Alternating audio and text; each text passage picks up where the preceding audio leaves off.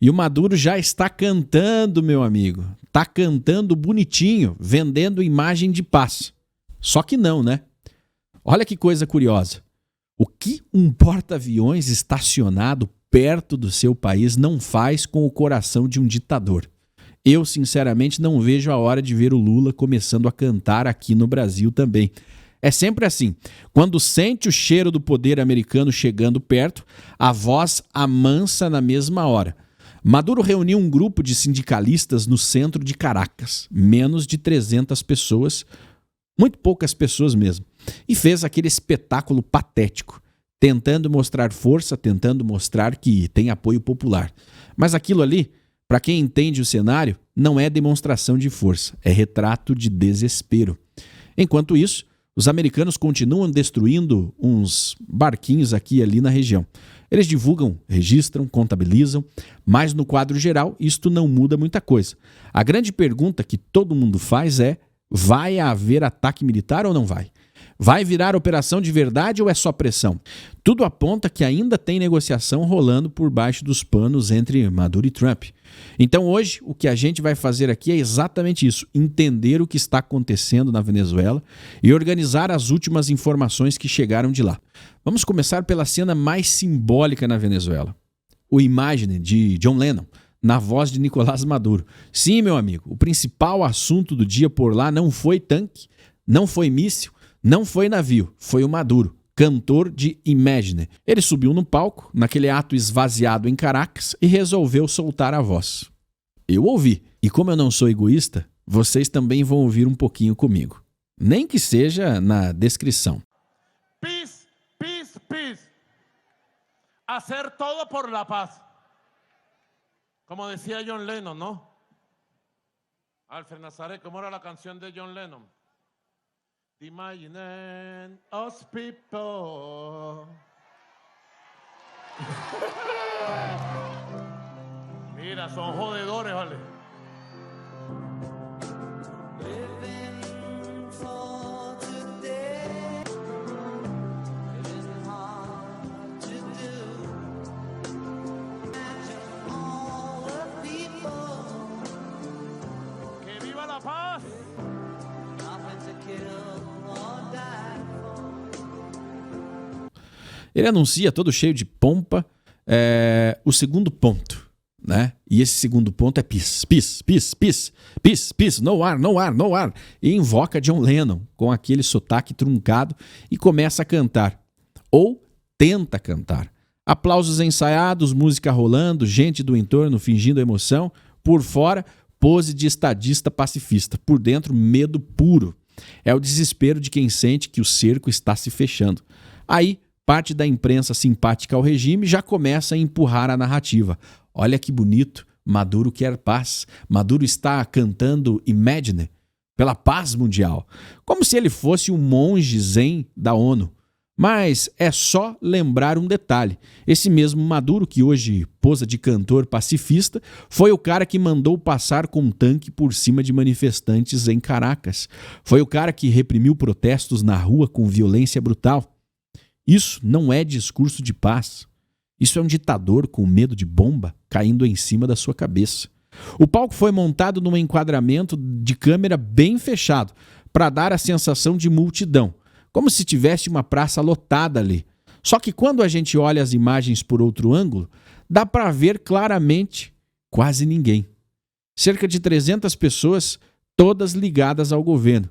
A sindicatos controlados pelo regime, gente que é paga ou pressionada para estar ali. É teatro, é encenação para fingir apoio popular onde não existe mais nada.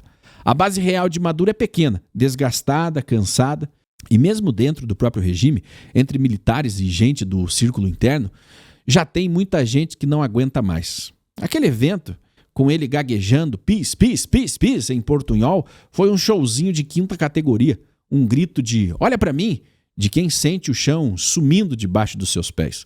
E ele não está sozinho nesse constrangimento. Para não passar vergonha em isolamento, tem outro personagem político que também resolveu apanhar em público. Gustavo Petro na Colômbia. Mas o que aconteceu?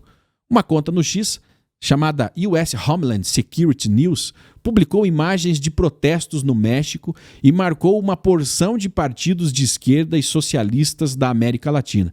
Muita gente viu Homeland Security no nome e já achou que era algo oficial do governo americano. Não é. É simplesmente uma conta que se apresenta como notícias de segurança interna, mas não fala em nome dos Estados Unidos. Mesmo assim, o presidente colombiano Gustavo Petro se doeu. Foi para o X, começou a discursar dizendo que o México e Colômbia se respeitam e que a América Latina e o Caribe se respeitam, criticando o comando dos Estados Unidos, é isso, é aquilo. Tudo reagindo a uma conta que não é órgão oficial de governo nenhum. Ou seja, estão todos nervosos, apavorados. Não é só o Maduro. Petro também está com medo de virar alvo político indireto dessa operação. E pode ter certeza, quem está bem inquieto nesse tabuleiro é o Lula. O Lula ainda está disfarçando, segurando os discursos, posando de equilibrado, mas internamente sabe o recado que está sendo enviado. Quando um porta-aviões desse porte se aproxima da Venezuela, não é só um recado para Caracas, é um aviso para todo o clube bolivariano da região. Maduro, Petro e sim, o nosso presidente aqui também. Todo mundo está atento, todo mundo com medo de qual será o próximo passo de Washington. Enquanto essa parte política se desenrola diante das câmeras, nos bastidores os analistas da OSINT já estão trabalhando pesado. OSINT, para quem não está familiarizado, é inteligência de fonte aberta.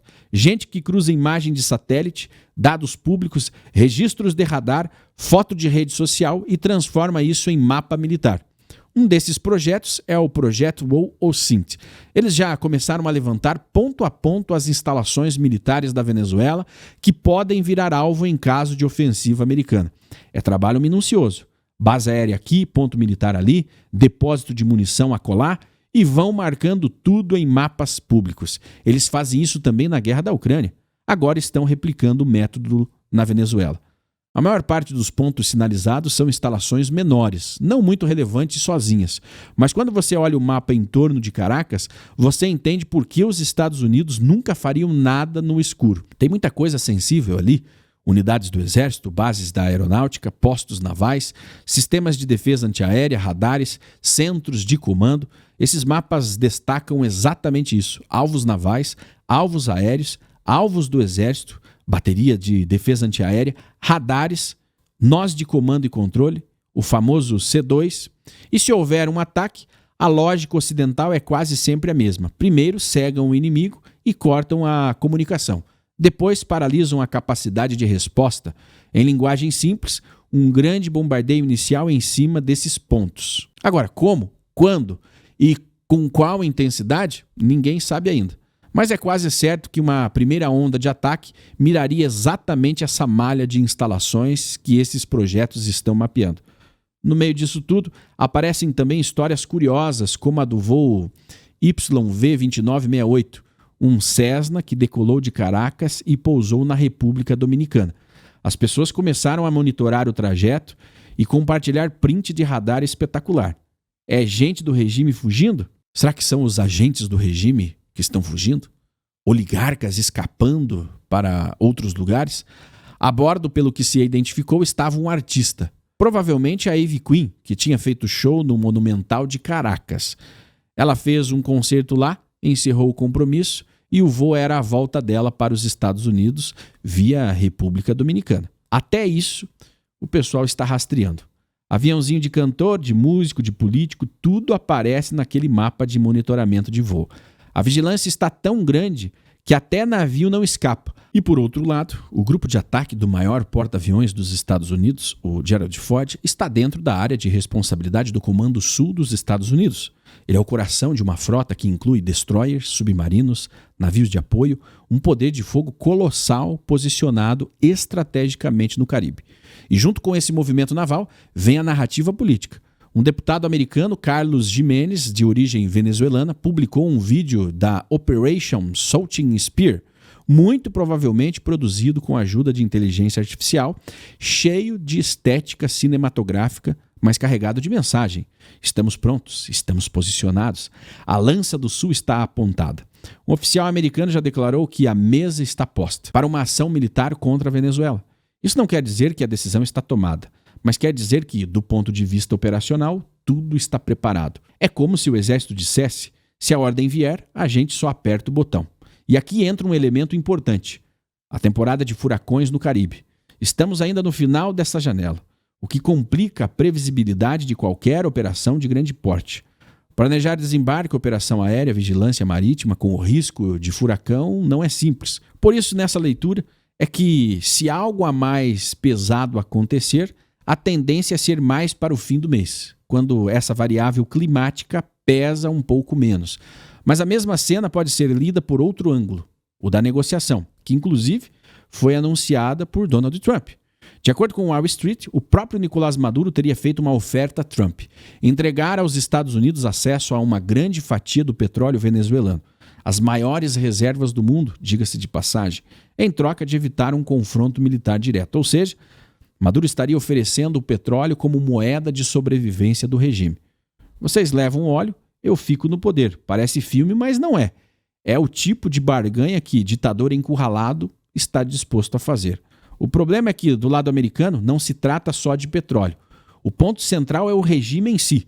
Enquanto Maduro continuar no poder, não há acordo que se sustente de forma confiável. Trump não tem como aceitar um arranjo que deixe tudo como está, só mudando a quem o petróleo é vendido. E Maduro, por sua vez, não quer abrir mão da cadeira. Ele já ofereceu tudo o que podia oferecer, menos o que realmente importa: sair do poder. Nas últimas semanas circulou a informação de que Trump já teria rejeitado essa oferta. Mas ontem um oficial da Casa Branca disse que as negociações ainda não estão encerradas e que a presença do Gerald Ford na região serve justamente para dar mais alavancagem a Trump nessa mesa de negociação, para aumentar o peso da palavra dele, que ontem também anunciou ser possível iniciar negociações diretas com Maduro. É um baita instrumento de pressão. Negocie olhando para esse porta-aviões. Agora, analise comigo. Um porta-aviões é uma ferramenta muito cara para ser usada apenas como peça de teatro. Você não movimenta uma estrutura dessas por capricho. Então, ou essa pressão tem um objetivo muito concreto, ou ela é parte de algo maior que ainda não foi revelado. Trump já declarou em público que já tomou uma decisão sobre a Venezuela no meio de todas estas tensões na Operação Lança do Sul no Caribe, mas não disse qual decisão é. E o Comando Sul, neste meio tempo, segue divulgando imagens de aeronaves operando à noite, fazendo exercícios de pouso, decolagem, patrulha no Mar do Caribe e treinamento, mas muito claramente é também recado. Estamos aqui, estamos voando, estamos prontos. A pergunta que fica é: mas prontos para quê? Pode ser que tudo isso termine num acordo, num recuo estratégico, num reequilíbrio de forças sem tiro. Pode ser que desemboque numa campanha de mísseis e bombardeios cirúrgicos. Pode ser que envolva operações híbridas, sabotagem interna, aliados locais.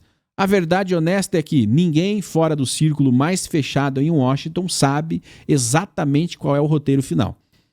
O que dá para dizer com segurança é a superioridade americana na região é esmagadora. Militarmente, tecnologicamente, logisticamente, e tanto Maduro, Petro e até mesmo Lula sabem disso. Por isso, as músicas, os discursos, as notas indignadas em rede social, as narrativas de paz e respeito à soberania.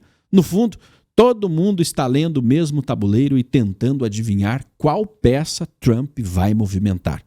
Aqui do nosso lado, a gente vai seguir acompanhando, analisando, conectando os pontos, sem oba-oba, sem torcida organizada, mas com os olhos bem abertos para entender como isso impacta a Venezuela, a América Latina e, inevitavelmente, o Brasil.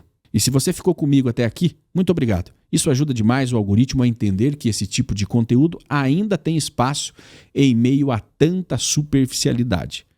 Se ainda não fez isso, se inscreva no canal, ative o sininho das notificações, deixe o like no vídeo e compartilhe esse vídeo com alguém que se interessa por geopolítica, pela América Latina e para entender o que está acontecendo de verdade.